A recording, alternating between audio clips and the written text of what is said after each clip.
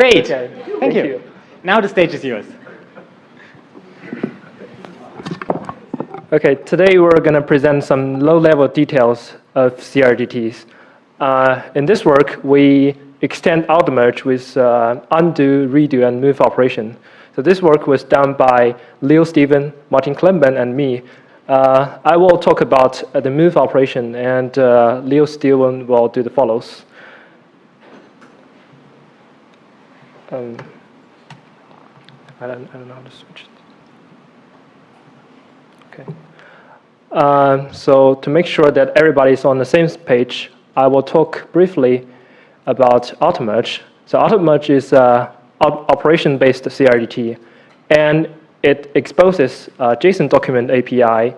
It allows you to collaboratively update your local JavaScript object without introducing any conflicts. And we try to make the developers' life easier. We extend Automerge with move, undo, and redo operations, and I will explain what is move operation. So actually, it has a very straightforward semantics. It allows you to move any element from any location to another in a JSON document. So why do we need move operation? Actually, it's everywhere. If you are developing distributed file system, it is very common for a user to move a directory. And also, if you are developing a collaborative to-do list, you might want to provide the ability for users to reorder tasks. And also, in the collaborative drawing tools, we move layers up and down, and so on.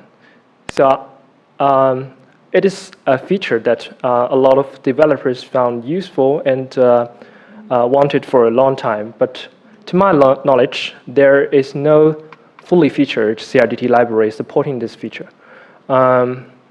So why could this happen? There must be some reason behind it. The reason is it is too hard to implement move operations. And why is it hard? Just let me give you an example here. Here we have initial state of a document tree that we have 3 children under root, which are A and B and C objects. And on replica 1, we move B to be a child of A, while on replica 2, we move B to be a child of C. And then we merge them together. What kind of result would you expect? So the first result is duplicates. If you delete and reinsert B object, then it will easily cause duplicates, which is apparently not what we wanted. And also, we can also reset the state to the prior state, which is also not a desired semantics. So this is our expected result. One of the move operations win over the other, or this one, because we actually don't care about which move operations wins, but we actually, the important thing is to make sure that every replica makes the same decision. They converge to the same state. And here is another example. We have A and B to be children of root. On replica 1, we move B to be a child of A. And on replica 2, we move A to be a child of B. And when you merge them together, if you don't take care of it, it very easily causes the cycle, which apparently breaks the property of JSON document. And also, if you don't want to introduce the cycle, you can duplicate it, but it's also not what we want to be. So what we want is one of the move operation wins over the other, just like before, or result D. Either one will be okay. Just make sure that every replica converges to the same state. So to make sure that the good result happen, we define a move operation to be valid if and only if it does not introduce any cycle. And also, there is no concurrent move operation with a greater ID that moves the same element So the second condition is to ensure that there is no duplicate. So how can we compute the validity of move operations? Here is a very naive approach. Whenever an operation is added to the document, we reapply all the operation in ascending ID order and check the validity of each operation. So if an operation introduces a cycle, then it is valid. It is invalid. And if an operation is valid, then all the operations that move the same element with lower IDs are invalid. Here is an example of this algorithm. So initially we have a document tree like this. It is set up with 3 make operations. On replica 1, we move B to B, a child of C. And on replica 2, we move B to A, followed by that we move C to B. All the operations are valid in local device because they does not introduce any cycle nor duplicates. But when we merge them together, we need to recheck the validity of operations. Here is the operations in ascending ID order. So we reply all the operations from the beginning to the end. Firstly, make A will create a A object under root and make B C. And then we move B to be a child of A. This move operation does not introduce any cycle, so it is valid. And then we move B to C. It also does not introduce any cycle, so it is valid again. But we move B twice, so the previous move operation becomes invalid. And finally, we move C to be a child of B. It introduces a cycle, so it is also not valid. And here's the result of the algorithm. So we can ensure that all the replicas converge to the same state, that A and C are children of root and B is the child of C. But this is rather inefficient because every time we apply a new operation, we actually need to traverse all the operations in the document. So we can actually optimize this method by the following approaches. So whenever adding a new operation, the process of the reapplying operations with lower ID actually remains the same as before. So we don't need to reapply those operations. All we need to do is just revert all the operations with greater ID and apply the new operation, check its validity, and followed by that, we reapply all the reverted operation in ascending ID order and update the validity. And here is the same example I used before. So before replica 2 receives the new operation from replica 1, all the operations are valid. And after replica 2 receives the new operation from replica 1, we insert it, but now the validity of move B to C is unknown. So we need to revert move C to B, which gets the document tree like this. And then we apply move B to C. So move B to C is valid because it does not introduce any cycle, but it will make the moving B to A to be invalid. And finally, we move C to be a child of B. Here, move C to B introduces a cycle, so it is invalid. And you can see here, we actually get the same result as before by just reverting and reapplying a few operations. And given if you're developing applications that are exchanging operations very frequently, then actually there are only a few operations need to be traversed. But also we have some further optimization.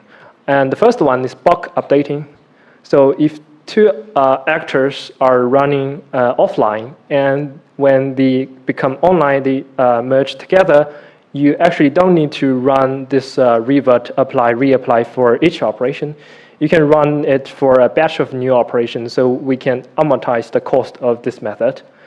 And second one is checkpoint. We can run this revert, apply, reapply since the nearest checkpoint, so we don't actually need to revert so many operations. And the last one is that we can avoid reverting and reapplying non-move operations because they are always valid. This one is a little bit tricky. If you're interested, you can just refer my paper. I will attach it in the end. And here's the result. This is a prototype implementation of the move operations I mentioned before.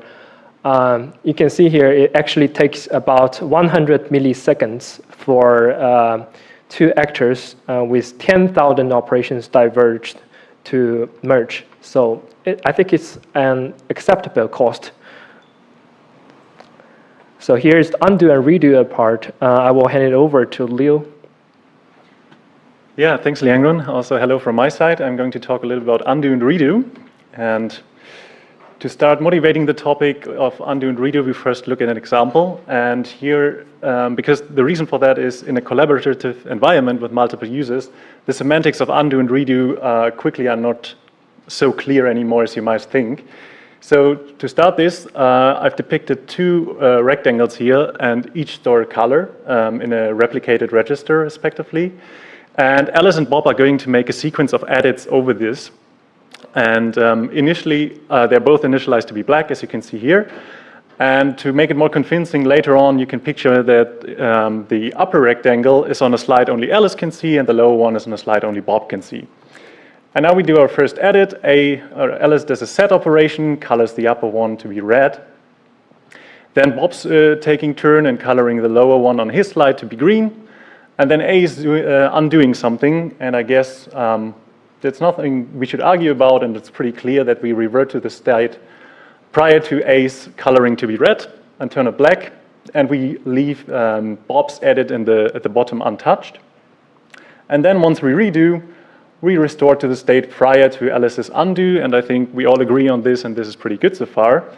But now let's turn to this example where we squish these two registers into one, and then have the same sequence of operations applied on top of it. So initially it's black again. Here comes Alice's change, turning it red. Here comes Bob change, turning it green. And then A is undoing. What should happen? And we argue that it should turn black again for consistency reasons with the two replica register case. And if A redoes, also for consistency reasons with the other case we've seen earlier, it should turn green again, because then it matches the state prior to the corresponding undo. Yeah, I see a question? Clarifying question. Yep. Is this, there's full visibility, there's no concurrency in like A and B here? Exactly, so there's no concurrency involved at this point in time. It's just a sequence of operations, they're synced immediately, and we already have this kind of semantics different here. You might think that this is kind of arbitrary, but we did a little survey, and you see a bunch of logos here, and you're probably familiar with all of them. And interestingly, they all implement the semantics we've just shown here. That so if A is undoing, it's skipping Bob's green coloring in between. Well, actually, I lied to you. Miro is taking a shortcut. So whenever there's a remote operation that is received, Alice's option to do an undo is basically rejected. So this operation sequence is not happening in Miro boards. So we don't want to use this, but you can see that in practice people are taking shortcuts. You might have wondered by now, why am I talking about just a single replicated register if Automerge is a JSON CRDT? And the reason for that is we can view a JSON CRDT like the following. So you see a tiny little toy JSON document there at the bottom. And the reason why I reduced the scope to just one replicated register is that you can basically consider every entry in a map or every element in a list as a replicated register, as you can see depicted here. So we've developed a little algorithm which implements the semantics I've introduced to you. And here I'm going to illustrate just some edge cases you have to consider when you have a multi-valued register which stores conflicts in the case of concurrency. And I will introduce here some notation. So we are just considering the set of operations happening over this multi-valued register. You can always find the current state of the register given the operations in the top left. And each node depicts an operation. And there's also black edges which basically indicate which operation overrides which other one. So initially Alice sets it to black, and of course the register state is black too. And then here's the first time some concurrency. So Alice decides, hey, I want to override black and to set it to red, whereas Bob decides, I want to override black with green, and upon syncing later on with a multi-valued register, it's just important that they both replicas converge to the same result. So we should store the conflicting siblings, and the result would be that the register carries both green and red. Alice later on decides to override this, and this is what we call a merge op in Automerge, because it's replacing the conflicts with just one value and reducing it then basically to just the register exposing the value blue again. And here's our first undo. And undo should undo your last local change. And for Alice, that was the merge operation, the coloring blue. Once we undo this, we also have to restore the conflicts that were present at the time prior to this undo. So this is basically the same situation we've seen before. And also the reason why the register turns green and red here. What happens if Bob concurrently sets the register to carry the value orange as well, but is not aware yet of Alice's undo action? Well, it just produces another value that is added to this multi-valued register, as you can see here. And a similar case is Bob decided not to issue a set operation, but an undo at this point in time. And Bob's last action was the green coloring. The prior state was the black from the beginning, and that's why the undo operation here at the bottom contributes black to the register. Still, because this is concurrent and after syncing, the green and red are still present in the register because they stem from, basically contributed from Alice's undo. A final little edge case is, or something interesting here is Bob's first redo operation. And there's two things I want to point out here. So first of all, we can see that undo and redo can also act like a merge operation. So we essentially treat undo and redo very similar to set operations for a multi-valued register. And the second thing is, although the undone operation is actually the green coloring here from Bob at the bottom, we are restoring the state prior to this corresponding undo, and that explains why the register just contains the value blue, but not the green thing, which is actually the undone operation. But this is in line with the semantics I introduced to you earlier. And finally, we also evaluated our algorithm, and a common usage pattern we were thinking about is, and you probably know this, you're undoing a few times just to see a document version in the past. You don't do any edits, and then you go back. And this is something we do quite frequently, so it was important to us to have this case covered. And the good thing is, and that's what I'm basically trying to tell with this slide, is that in total, you pay very little cost, and this is less than 1/10 of a millisecond for resolving this. And this is a student-written prototype.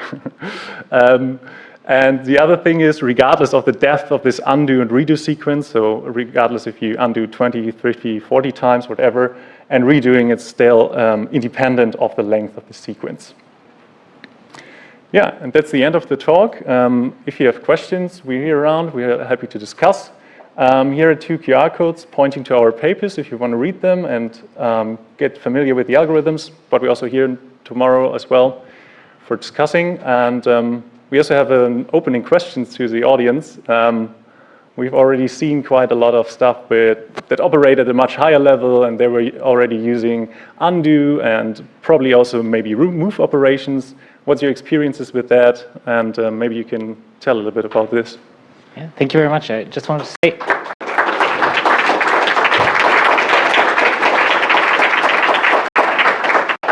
I very much recommend reading the papers. They finally made me understand that Automerge is not operation-based. Now, questions? Hi, nice talk. So with the undo redo, I know there's another paper that's supposed to be about undo and redo registers by, I think, one of YIU students, but they choose different semantics than you do. I was wondering if you could maybe contrast and explain like the choices and why you make them. I don't know the other semantics, but probably if we go back a bit to this, so ace undo, instead of turning it back to black, it could also turn it back to green. That's probably what you mean. Yeah. And we make a distinction in the paper and call what we do here local undo, because you only undo your local changes and never anything else from a remote actor. Whereas the other thing is global undo, where you're allowed to undo all actions also from other actors. And I guess for this case, you're saying this matches the behavior that you've seen in practice for local undo. Exactly. So the interesting thing is that all these applications for a single register have this local undo behavior. Yeah. I have a direct follow-up question. So first of all, I really love the way that you present the concurrent behavior and so on. So what we did was some user studies, and I know it's totally difficult to tell people what is actually happening. So what is done and undone and redone, and it just gets very messy. In our smaller survey, I guess we had like 30 people answering. Experts, non-experts, CS people, non-CS people, it turned out that exactly this behavior, namely losing B's set of red, is what made people very, very unhappy. And yes, I know that all these applications kind of exhibit this behavior, but I'm a little bit doubtful whether they did this because this is the semantics that people want, or whether they did it because it's the simplest way to implement it. What's your take on that? To be honest, I think this is, I know it's very controversial. People have lots of opinions about undo. And I think actually, but maybe because I've been thinking about this too much, that this is pretty good, or in my reason, the best semantics you can get for a single replicated register, because it basically is very consistent with the 2-register case I've seen earlier. And why should you deviate from that? And also, if I want to undo, I usually understand it as, okay, I want to undo my last action, although... Last action is not visible. I mean, your last action is gone, right? Yeah, the it's register overwritten. is green. Yeah. So if you undo your stuff, you're kind of threading back time potentially for a very long time, right? So this reminds me a bit of this Notion scenario that I explained, that the last person who goes online kind of overrides all other people's changes. So this is, if I inadvertently click undo, then I'm throwing away whatever all my collaborators have been doing for the last 2 weeks. Exactly, it is a dangerous power. But the other problem with global undo is, if we go back to this 2-register case, here global undo would basically undo B's green coloring. And if they're not working on the same slides, it would be very confusing, like first A clicked undo, doesn't see a change, and B suddenly, while working on his slide, has, it's gone, the operation, for no reason. So I think it's, the way you turn it, it always has a problem, and there's a trade-off to do here. I think that this one is the more natural one, where we have these semantics. I don't know, we haven't conducted user studies. We hope that those people did. We did, and in our case, people agreed that if they didn't do the last action, then they simply are not allowed to undo. I think that's what Miro was doing, right? So you can only kind of undo the part of the history that you are responsible for, and then and that you've seen, and well, actually also that you are responsible of. But yeah, it's a huge design space, right? Yeah. I agree. Listen to the users. I have a question about move. So I found move to be more problematic when you also have copy. Have you considered that? Sorry, what do you mean by copy? Copy, well, in the case of a tree structured document like JSON, it's copying an entire subtree to another subtree. You mean if I truly wanted to copy a subtree to another, what will happen? Is that what you mean? Yes. Have you considered the copy operation? And because I found it makes move a lot harder than your solution. Well, I think copy operation now in Automerge is just create a new object, JavaScript object, and insert it again. So it does not interfere with the move operation. So you can consider copy operation as make operation. Copy operation, just make a new object there. Well, not if you want to project changes that happened in the source of the copy into the copy, at another site. If you're making a copy sorry, I don't want to go into a rat hole. So the answer is you don't have a copy operation. Yeah. Okay. So I have a question for the undo. Why do you need to choose one semantics? Why not have both? Because if we go back, like maybe I would like to see the red change. Yeah, it's something that I'm proposing in the paper that might be useful to offer two undo buttons, and one is global undo, the other is local undo. But you know, the average user probably has never thought about this, so I think it's best to follow maybe what's out there already in OT-based collaborative applications. But you're right, there's choices we can make here, but it comes at the cost of user complexity. And for something like Automerge, also at implementation complexity. Because in something, you know, you can have a total order of all of the operations, but because of causal stability, it's not final at any given point in time. So you might be 3 items down in your undo stack of global undo, but then an operation arrives which actually should have been undone if it was there earlier. So you also run into kind of technical limitations if you're not doing local undo, because they are obviously your undo stack is final. So I have one question for the undo and the move. So let's do the undo now. Have you started considering the compositions of CRDTs? Because a undo with a single register is maybe a base case, and with composition, some people undoing different parts of the graph will end up violating some constraints that you have in the object. Exactly. The nice thing about replicated registers is that each update is basically isolated. That's really helpful here. But if you have a different data type where you have dependency among updates, you need an additional mechanism to track this. So basically for a set, obviously add and the corresponding remove of the same item are kind of related. And so if you remove the add, well, removing something that doesn't exist in this case doesn't matter. But yeah, there's something extra you have to take care of for more complex data type. Yeah. Do you want to undo questions? No, sure. I was just going to suggest that when we did paratext, we had a similar, just absolute rat's nest tar pit of like complete complexity and confusing semantics.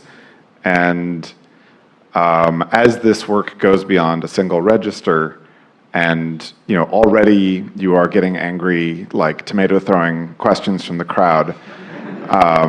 Which is good, right? You're working on something that matters and is important and people have strong feelings about. So this is a sign you're doing useful work, right? People want this, they care. I think it would be really helpful for you to like thoroughly document and lead what you believe the user's desired semantics are and justify that.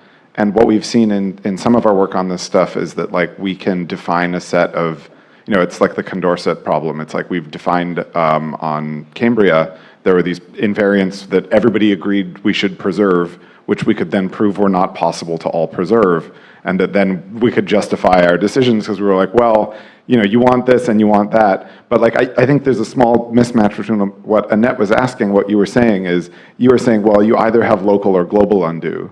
And she was saying, no, your local undo is giving me the undesired result. Like local undo should give you green, which I think is what you were trying to say, but didn't say quite so specifically.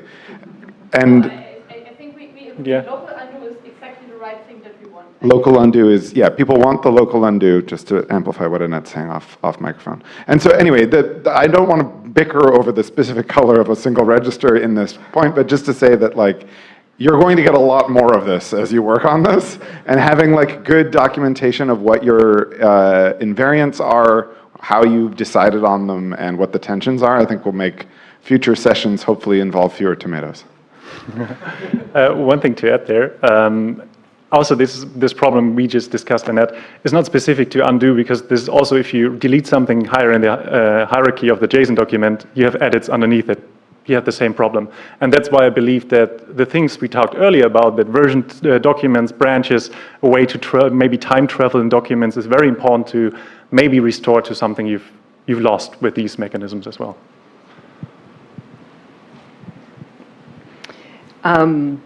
So to kind of dovetail with what some of the stuff Peter was saying, and actually what you were just saying as well, that thing I was saying earlier about Tesler's law, right? Right now, we're trying to push this all down into the CRDT. And until we get user programmable CRDTs, like all the way out to the end user, which I don't think is coming anytime soon, maybe this is an area where we have a default behavior and then innovate at the UI layer, right? Typical user is not an Emacs user, fine. In Emacs, you can get a mode where there's like tree undo, for example, right? Or something we were playing around with when we were doing eventually consistent database was always prefer my rights, even though somebody else is preferring theirs as well, right? So always prefer my undo, which is similar to local versus remote, but you're now saying it's like, no, never mind what local means, like literally the actions that I performed, not what's on my machine, right? So like, I think there might be some area to play in at the UI layer as well.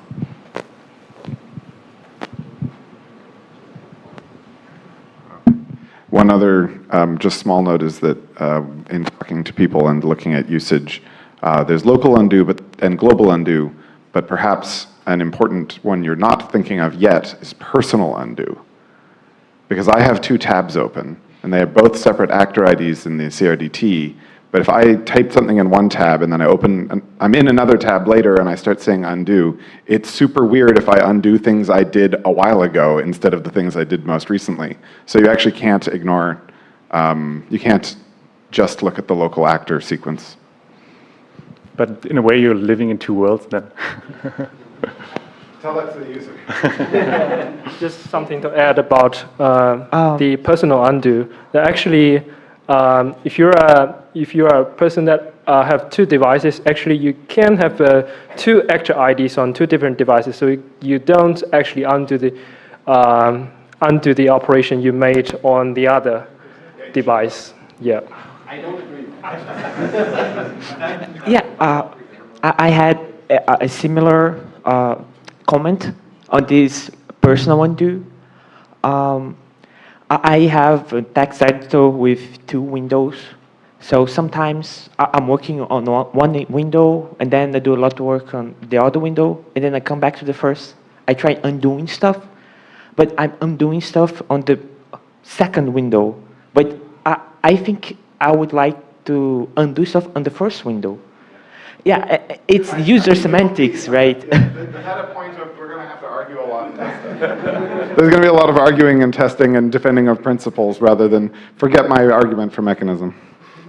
I think you should just sort out your tabs. There were too many questions on the topic. That's fighting words. Just want to apologize. My intention was not to throw tomatoes, I hope. No, I just really want to emphasize that this work is pretty cool. And I mean, what I mentioned about making things visible and understandable what's actually happening, I guess that's very, very important because you're studying this highly complex problem. I mean, this is a register, right? And we are undoing a set operation. Just imagine doing this on, I don't know, a text editor, a spreadsheet. I don't want to think about it. It's really difficult, and doing this foundational work is very, very important and very essential because only if you spell it out like the way you did, we are able to discuss what the different options are. Yeah, because as I mentioned, when we did our user study, it was very difficult for us to tell the users what they should see or expect. It's just very difficult for people to think in multiple threads at the same time. And I think the visualizations and the theory behind this, what you're doing is great. Yeah, thank you. Let me embellish that question a little bit because I was also wondering, like, you've both now a lot of experience with a certain kind of semantic work on this data structure. Do you think you found like a stable footing where you can go now into more data structures, more interesting transformations, or do you feel like everything is grumbling and you're just holding things together barely? What's the future look like? Yeah, well, Automerge also has a counter CRDT, which is also not a complex data type, but for this already it needs to work a little bit differently. And yeah, I have now more a solid grounding, of course, than when I did starting on this. And yeah, because a counter in a way is also really nice because there you have true inverse operations and not like searching somewhere in the history, and that makes things easier for that kind of data type. So it really depends. And also the challenging things are probably when you have dependencies between updates and need to introduce metadata for this too. Similar for Move? Yeah, I think very similar to move operation. I have very similar experiences to Leo, so I think it's approaching the end of our talk, so I don't want to add more about this. People are still there, so we're fine. One question. So the semantic of the move is also very controversial. So in your system here is just very simplified because you are just removing operations from the history or hiding them. But have you analyzed what is the semantics that we get from this strategy in real life applications of the move operation? Yes. If you say so, I would agree that there are also some controversial views about the semantics of move operations. For example, you could argue that if you introduce a cycle, that you can cause duplicates. But in most cases, I would suspect that the developers are not expect this duplicates result. For example, if you are developing a distributed file system, and when user move and subdirectory, then it is apparently that we don't want to cause duplicates. So that's kind of like a trade-off decision. It's not always win decision. But if you change hide some operations in history, what does the user gets in the end, right? Because what is the tree structure when you just hide some of the operations? It might just give a semantics that is not very intuitive for the user. So yeah, that's a good question. So you're mentioning that we're adding operation that comes far away history, then it would interfere with the document tree, and how it can impact the move operation semantics. I would say I actually know nothing about it. I just designed an algorithm, and what the algorithm gives us is the semantics of users. And what we can guarantee is that there is no cycle and there is no duplicate. That's all the semantics we can provide for the users. And with that, I think we don't want to keep you from coffee any longer, so let's thank the speakers again.